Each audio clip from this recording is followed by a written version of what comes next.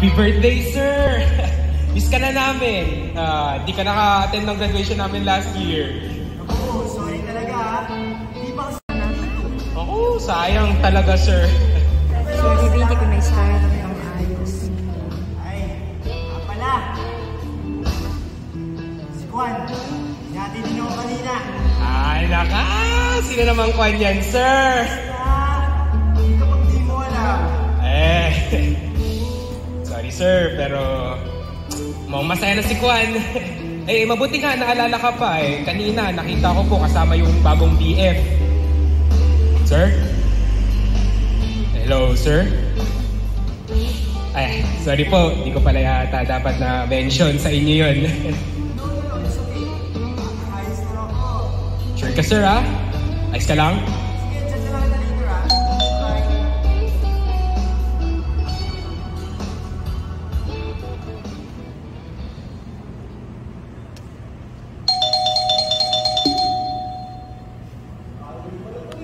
Ang tagal ng bukas. Mukhang tinatago na naman natin yung bisitang chicks, ha? Teka nga! Isa ka bubutong, bubuksan yun. Bakit kasi tinatago mo pa, pre? Tinatago pa sa akin eh. Miss! Labas ka na lang, miss! Nagtulog yung tao mo! Gago! Kumain na ang glow pala. Sorry, pre! Kaya, nakakaharap mo kasi. Nagsalita naman na hindi maharot. Kaya ano ba itong pasalubong mo sa akin? Alam mo, hondo yan, pre. Kailangan mo yan. Uy! Hindi ka! Hindi ka nalilig! Hindi ko marunong ako! Bakit kasi hindi ka naglala? Tama. Ito naman si Alfred. Hindi sinabi na nandun pala si Rudy. Bakit nagtanong ka ba? Strike to na ako, ha? Kanina pa ba sila dito? Si paring Jojo, kanina pang pala nga akong dumating. Rudy naman, nagkasunod lang kayo na. Pare, kain ka muna. Saan yan? Mamaya na, pre. Sabay-sabay na tayo. Hoy, happy birthday nga pala, ha? Swerte natin at pumatatlong Sabado ang birthday mo, ano? Wala tayong pasok lahat. Oo nga eh. Sige. At para namang yata hindi ka masaya. Ha? Hindi ha? Okay lang ako. Sabi mo eh. May tatanong nga pala ako. Ano na naman yan? Medyo ka na naman. Seryosong tanong to, promise. O sige, ano yun? Bakit kaya inisa lang ang puso natin? Naku! Kung may ginawa ka ng kabalbalan ah! Kabalbalan na ba ako, umibig? Aray! Sakit nun, ha? Vincent, gusto mo isa pa? Storbo ka. Ayan si Jojo oh! Anuhin mo! Tigilan niyo nga ako. Teka lang, teka lang. Hindi ko na sa lasing. At sa bagong gising.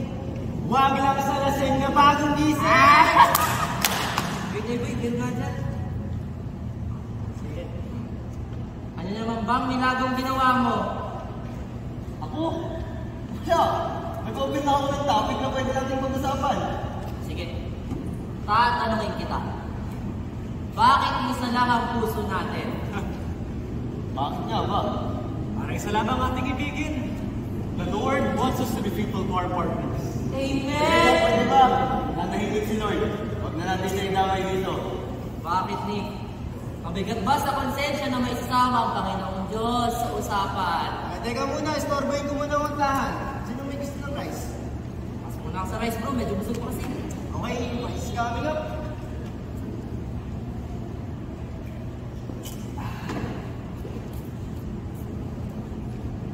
Sana dalawang Ay, puso!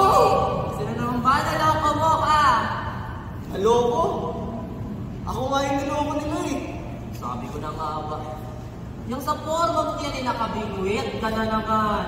Brad, hinay-hinay lang ha. Sinasabi ko sa'yo kapag nahuli ka naman ng misis mo, tamo. Brad, 1 week stand lang to.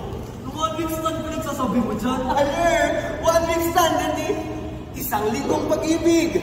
1 night stand. Isang gabi. Sige, bahala ka. Sana lang di ka magka-AIDS. Hoy, magkano? Tantahan mo natin sa birthday mo! Happy birthday to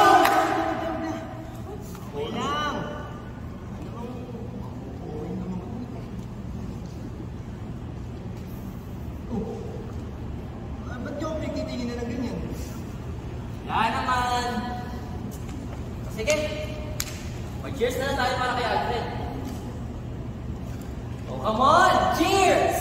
For dear brother, more birthdays to come! More girls to come! Ay naku, Nick, pag manalutulad ko sa'yo si Alfred, tinong tao to. Iyan ang akala nyo. Ay naku, pre, tigil mo yan! Di ba sabi nga ni Russell Crowe alias Jack Aubrey sa pelikulang Master and Commander, for wives and sweethearts, may they never meet. Teka, birthday boy. May nasasabi ka ba sa dalawang to na hindi mo pa nasasabi sa akin? Eto na!